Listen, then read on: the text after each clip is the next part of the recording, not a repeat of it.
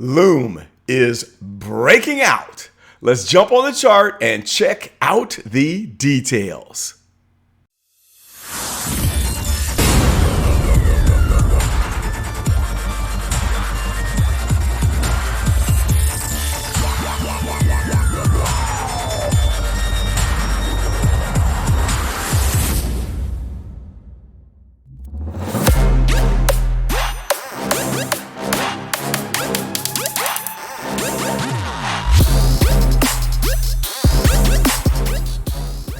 What is up, gang? Carlton Flowers here, your crypto pro, back again with some amazing and exciting action on Loom. Is this the Loom boom? Well, it appears to be, but we don't know if this is the breakout because we were expecting that something big was going to happen when the token swap takes place. So here we are on the 4-hour chart with this very big fat candle. And I was just posting in the Telegram group that I was going to grab one more bag because we were appearing to get close to this crossover that you see right here on the stochastic. So I went ahead and added to my bag. I got 5,000 more right there. In fact, I think it was right here. It was on this candle. And so then I think it was maybe 30 minutes later, this happened. So that was pretty good timing. I capped off my whole investment at 20,000. So let's break into this 4-hour chart and see what we can see. Try to make sense of this because the fun is about to begin, guys. This is great. We've been talking about this for quite a while. Well, anyway, let me get rid of my handsome face. And here we are, right here, zoomed in on the 4-hour chart. So I'm going to show you what I see. Now, let me back up real quick to the 1 hour because I wanted to show something here. This 1 hour is very bullish and the stochastic is looking like it's about to jump into this overbought zone. And what I'm thinking is, and I could be wrong, I mean, you never know how these things go, but I'm thinking that we're going to peak out here and then we could run another cycle and then come back up for the real push. But sometimes that doesn't happen. Sometimes they do this, where they just stay up here and don't want to go back down. And that's very possible. It depends on the strength of this move. So let's jump back into the 4-hour and look at all the evidence. So as you can see here, I've got a parallel trading zone, a parallel trading channel that is delineated on my trading view chart, which replaced the triangle that I had before. Let me show you where the triangle was before. So we had this big triangle happening right here. And of course, it breaks out, to the positive side. So then we didn't need that triangle on the chart anymore. We had this breakout, correction to a new base level, and another breakout right on top of my magical fib circle boundary here at the 3.618 on the green. No coincidence there. These things are based on wave activity from the masses buying and selling. Believe that. All right, so that brings us here to the current triangle. It looks like a wedge. I don't care what you want to call this, kind of a flat bottom or descending triangle. But anyhow, it broke out at the point of this. And so I ended up getting that bag of 5,000 here right before this happened. So that's kind of nice.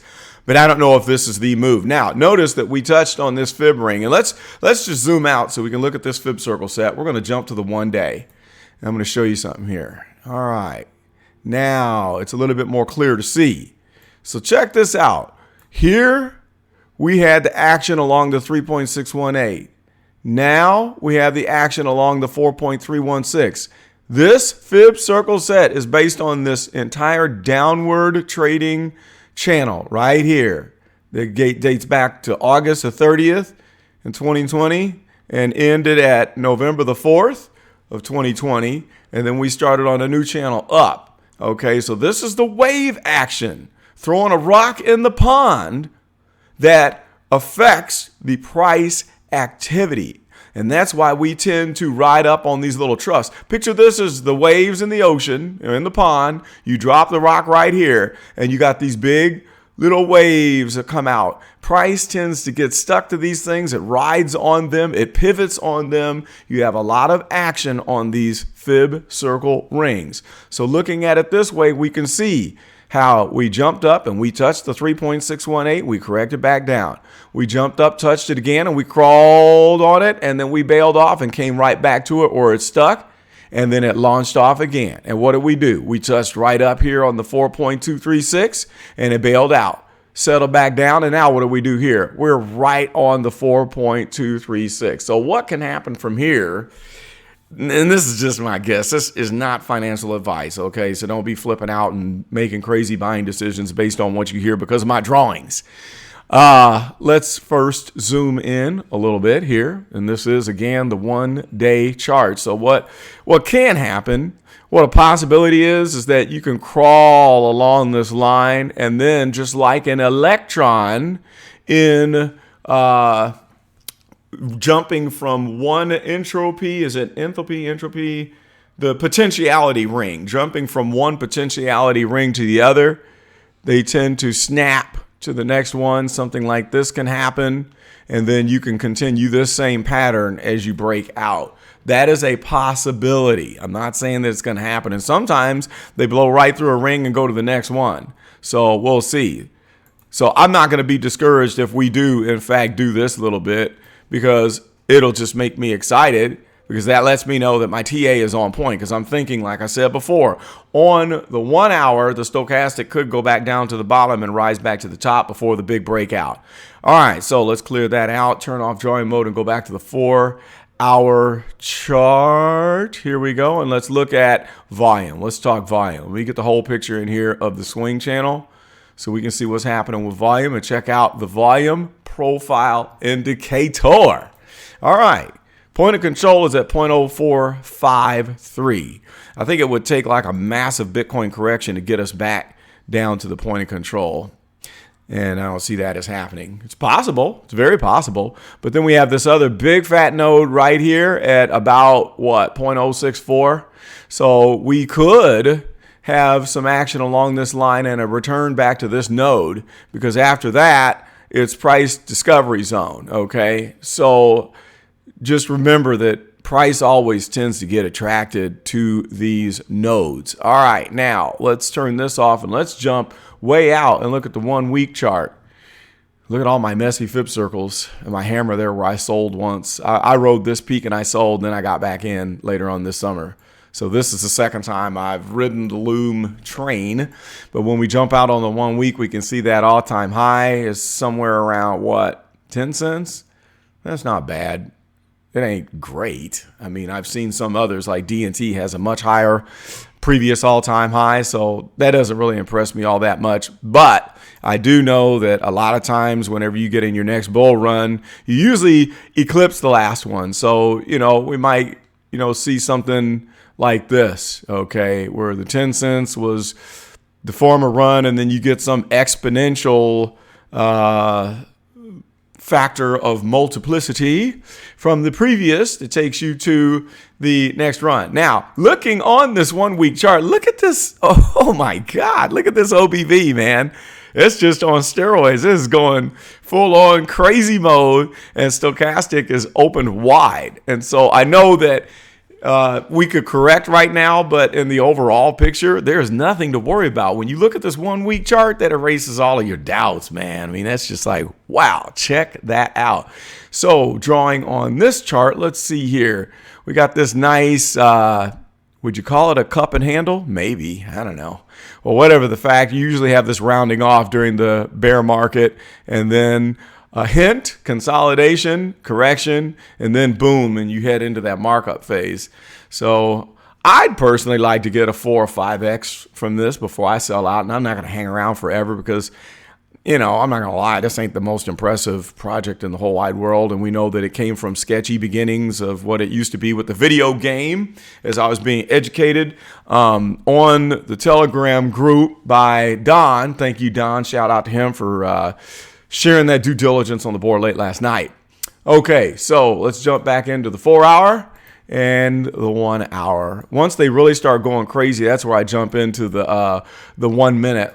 I'll show you what it looks like. I get on this 1 minute to really know. Like on the 1 minute chart, the TA works. Look at the stochastic peaks out here, coming down. So then you got a little correction. Look at the VPVR. Holy moly. So you're going to probably shoot to this price right there. That's a possibility. Or coming back to the point of control. So when you're on this 1 minute and you're trying to sell or trying to pick a buying point, remember the TA works the same. You can put fib circles on. They're not as reliable, but everything else works. When you're looking at the stochastic cycle and the OBV, you can see what people are doing. And I zoom it out. I will go from the 1 minute on up incrementally, or from the 4 hour down incrementally. So I'll look and say, all right, we're going down on the 1 minute. Stochastic is pointing down on the 3 minute. On the 5 minute, we're going down. On the 15 minute, we're peaked and going down. On the 30 minute, it's rounding off and looking like it's going to go down, red candle. And then, of course, on the 1 hour, it's still opened up here, but it's peaked because we're wicking back down. So when you have all of them pointing in the same direction, it's pretty easy to make a determination. Now, when the, say, 1 hour says bullish, the 30 minutes says bearish, then the 15 minutes says bullish, and then the 5 minutes says bearish, that's when you know that you're in the middle ground where you might be going down here, but overall you're going up here. So study those charts and run down the line and look at all of the intervals to help you make your buying decisions.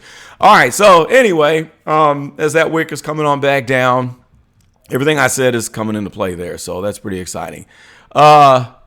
You can, if you want, join the Telegram group, but I do want to keep it manageable. I don't want to go crazy. We have 100 people in the Telegram group, and I'm happy with that. We have spammers that come in and they get booted, man. I just booted one last night. I was like, get the heck out of here. Some clown tried to come in, private messaging members, telling them to come look at their investment group or something. So if you're thinking about doing that, get lost. We don't want you. We have a great group, great discussion. You know, I have friends and family members that are in this group. We try to keep it PG somewhat. And we have a good time. So welcome all the new subs. We are over the 1,000 point. So that's exciting. That's great. I'd be happy keeping it right here because I want to keep it manageable. I don't want to be, you know,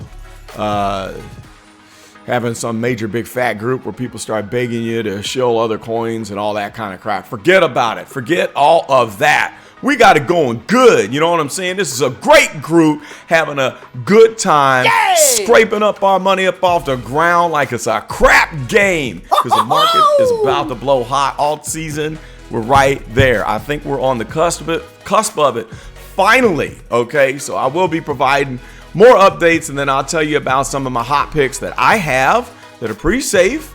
And post your comments below. This is not financial advice. Let me know what you think. Do you have a bag of Loom?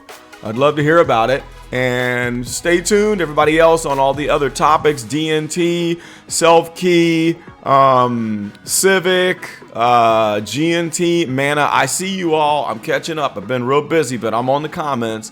So shout out to all of my great friends who are posting. And we'll see you soon. This is Carlton Flowers, and I'm out.